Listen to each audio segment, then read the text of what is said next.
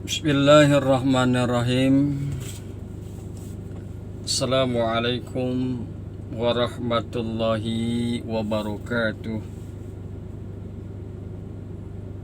Jumpa kembali pada pagi yang ceria ini. Mudah-mudahan pagi ini memberikan keberkahan kepada kita semua, dan mudah-mudahan Allah mencurahkan rahmatnya kepada kita semua. Bahwa tauhid adalah, kita sama ketahui, seluruh nabi dan rasul membawa risalah tauhid dari sejak zaman Nabi Adam alaihissalam sampai kepada kanjeng Nabi Muhammad sallallahu alaihi wasallam. Oleh karena itu,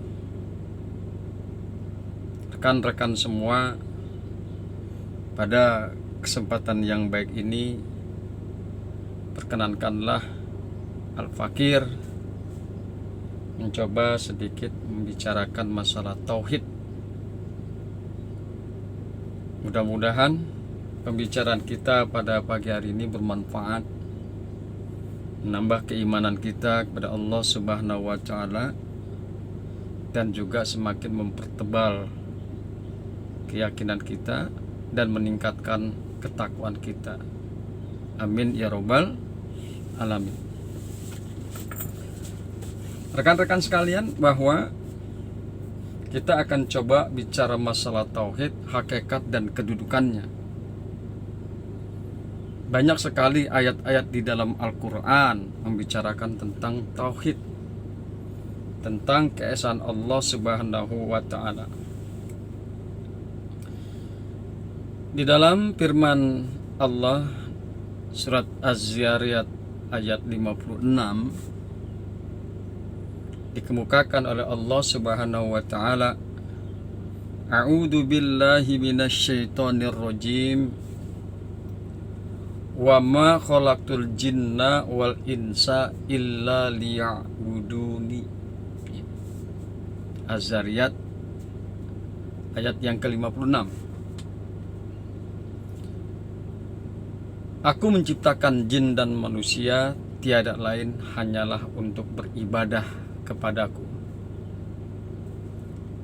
Wa ma khalaqtul jinna wal insa, dan tidaklah aku ciptakan jin dan manusia illa liya'buduni, kecuali untuk beribadah kepadaku. Demikian Allah kemukakan. Rekan-rekan, para sahabat yang mudah-mudahan dirahmati oleh Allah Subhanahu wa Ta'ala, apa itu ibadah? Ibadah ialah penghambaan diri kepada Allah Ta'ala dengan mentaati segala perintahnya dan menjauhi segala larangannya, sebagaimana yang telah disampaikan oleh Rasulullah sallallahu alaihi wasallam. Menjalankan perintah Allah dan menjauhkan segala yang dilarang oleh Allah Subhanahu wa Ta'ala. Dan inilah hakikat Islam. Karena Islam maknanya adalah penyerahan diri, berpasrah diri kepada Allah semata-mata, yang disertai dengan kepatuhan mutlak kepadanya dengan penuh rasa rendah diri dan cinta, penuh dengan ketawaduan, berpasrah diri kepada Allah Subhanahu wa Ta'ala. Itulah ibadah. Rekan-rekan yang mudah-mudahan selalu dirahmati oleh Allah Subhanahu wa Ta'ala, ibadah adalah mentaati segala apa yang diperintahkan oleh Allah. Ati Allah, taatlah kalian kepada Allah. Tanpa terkecuali, segala pun apa yang diperintahkan oleh Allah, senang atau tidak senang, suka atau tidak suka, maka kewajiban kita kudu mesti taat kepada Allah Subhanahu wa Ta'ala. Dan tentunya juga harus meninggalkan apa yang dilarang oleh Allah Subhanahu wa taala. Kemaksiatan-kemaksiatan harus kita tinggalkan. Hal-hal yang haram harus kita tinggalkan. Hadirin, saudara-saudara yang mudah-mudahan selalu dirahmati oleh Allah Subhanahu wa taala. Islam ibadah berarti juga segala perkataan dan perbuatan, baik lahir maupun batin, yang dicintai dan diridhoi oleh Allah. Dan suatu amal diterima oleh Allah sebagai suatu ibadah apabila diniati dengan ikhlas semata-mata karena Allah dan mengikuti tuntunan Rasulullah Sallallahu Alaihi Wasallam. Segala perkataan ibadah itu berarti segala perkataan dan perbuatan baik lahir maupun batin yang dicintai dan diridhoi oleh Allah Subhanahu wa taala.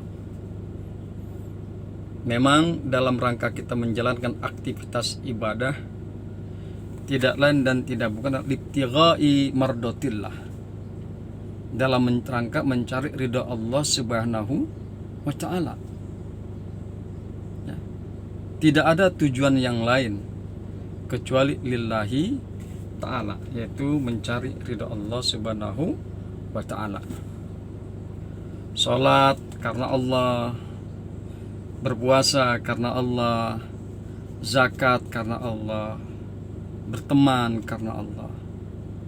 Maka segala aspek yang dilakukan karena Allah, ikhlas karena Allah, pasti akan bernilai ibadah.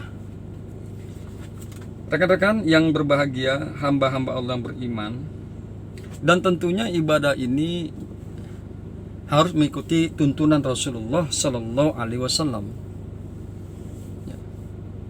Laqad kana lakum fi Rasulillah uswatun hasanah.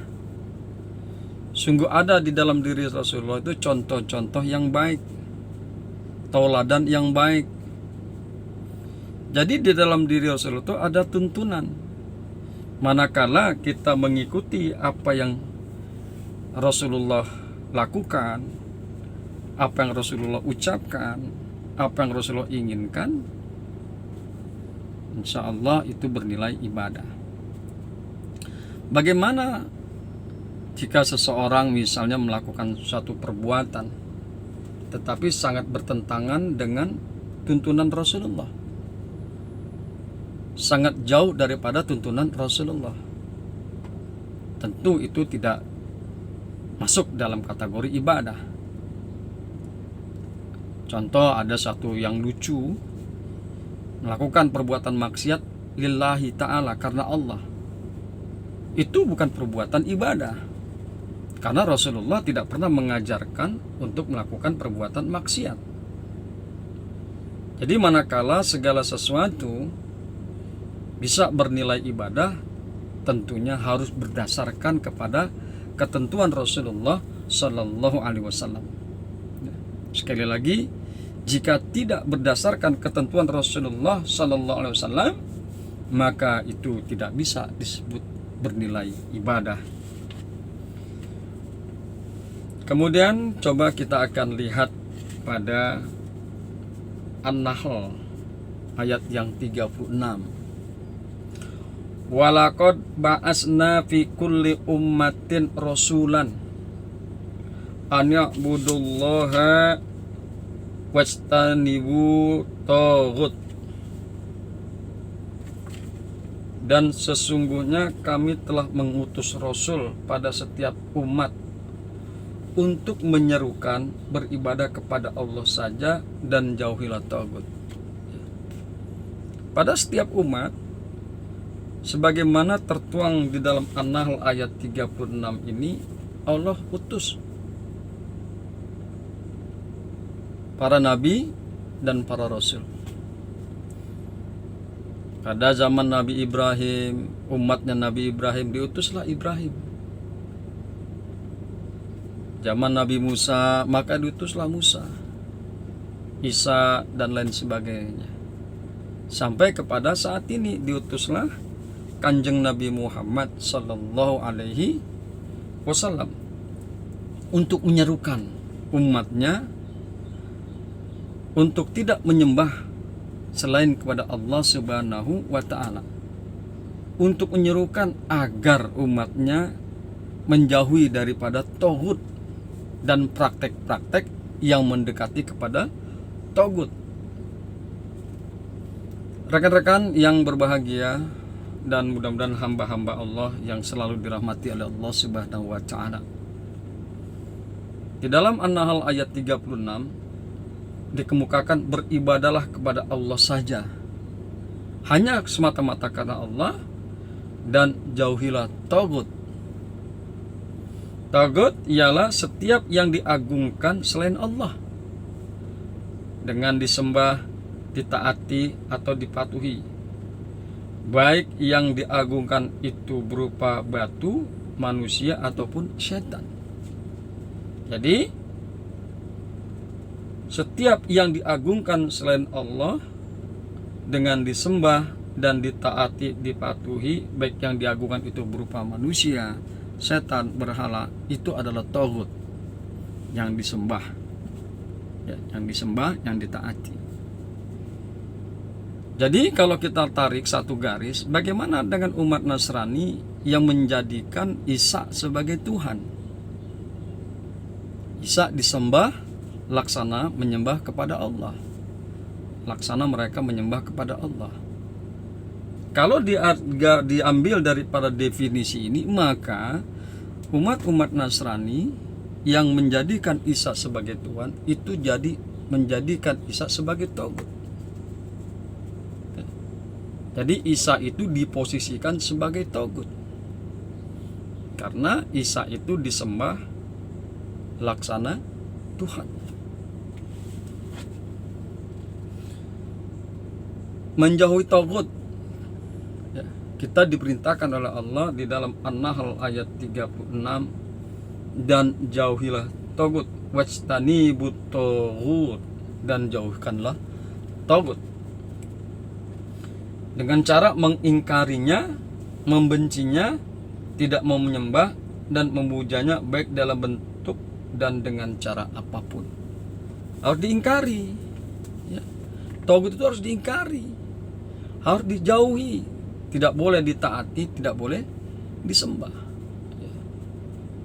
Intinya bahwa apapun bentuknya tagut, apakah itu dalam bentuk berhala, manusia ataupun setan, maka tagut itu harus dihindari, harus dijauhi. Rekan-rekan dan sahabat-sahabat yang selalu dimuliakan oleh Allah Subhanahu wa ta'ala. Kemudian di dalam An-Nisa ayat yang ke-36, wa'budullaha wa la tusyriku bihi syai'a. Wa'budullaha wala tusyriku bihi syai'a. An-Nisa ayat 36. Beribadalah kamu sekalian kepada Allah saja, dan janganlah berbuat syirik sedikit pun kepadanya. Berbuat syirik di sini adalah memperlakukan sesuatu selain Allah sama dengan Allah dalam hal yang merupakan hak khusus baginya. Syirik atau dalam bahasa Al-Quran sering kita temukan kata-kata musyrik, yaitu mempersekutukan Allah. Satu perbuatan yang tidak akan diampuni oleh Allah Subhanahu wa ta'ala, yaitu perbuatan syirik.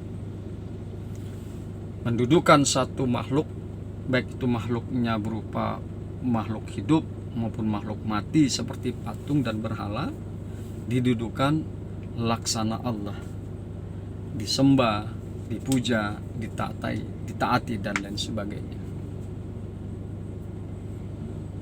Rekan-rekan yang berbahagia, yang mudah-mudahan selalu dirahmati Allah Subhanahu wa ta'ala. Oleh karena itu di dalam pandangan Islam, manusia yang mendudukan Isa alaihissalam sebagai Tuhan itu adalah salah satu perbuatan syirik, musyrik. Kita sama tahu Isa alaihissalam itu adalah manusia biasa yang tidak memiliki kekuatan selain izin daripada Allah Subhanahu wa ta'ala.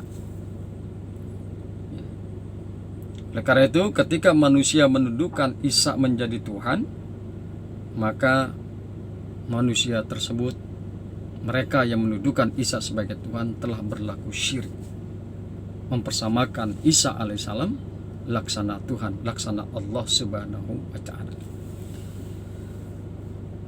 Rekan-rekan yang berbahagia, hari ini kita telah sedikit menyinggung masalah tauhid. Mudah-mudahan keimanan kita selalu terjaga dan kita dijauhkan oleh Allah subhanahu wa ta'ala dari perbuatan syirik, dari menyekutukan Allah subhanahu wa ta'ala. Dan mudah-mudahan Allah berikan perlindungan, Allah berikan petunjuk pada kita sehingga kita bisa menjauhi togut. Satu ketentuan, jauhilah olehmu akan togut. Mudah-mudahan bermanfaat. Assalamualaikum warahmatullahi wabarakatuh.